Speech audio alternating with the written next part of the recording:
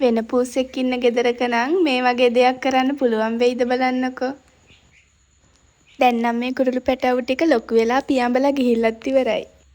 ෂීබුටුට දඩයම් කරන්න නම් ඕන නෑ. ඕපදූප ටික ඔක්කොම බලාගෙන ඉන්න තිබ්බනම් ඇති. මේ වීඩියෝ එක ගන්න ටික වෙලාවකට කලින් මේ කුරුළු ටික හයියෙන් ගොඩාක් කෑ ගැහුවා. එතකොට තමයි ෂීබුරු මේ ඇතුළට ගියේ බලන්න. මේ වීඩියෝ එක ගද්දි ෂීබුරු ලෙඩ වෙලා හිටියේ. අර ෂීබුරු ලෙඩ වෙලා බෙහෙත් ගෙනාපු දවසේ තමයි මේ වීඩියෝ එක ගත්තේ රෑ. බලන්නකෝ ඕපදූපයක් හොයන්න තියෙනවා නම් ෂීබුරුට ලෙඩ මතකත් නෑ.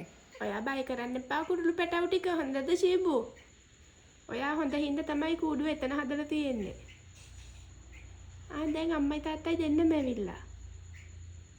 බබා. ඒක කතා කරන්නේ තාත්තට වෙනවා. ඒක තමයි එක්කෙනෙක් ඉඳන්නේ කෑගේ තාත්තා ඉන්න පරක්කුණක් දන්නේ නෑනේ.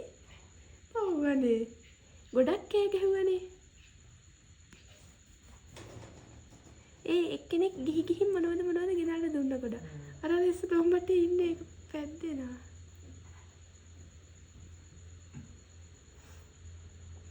සංගුලි ඔයා ලෙඩ වෙලා නේද ඉන්නේ? සංගුලි ෂීබු බය කරන්න එපා පව් හොඳද? ඔයා මේ පුරුදු විදියට තලපත් කාලා ඉන්න. කට මෙරෝසියක් නෑ.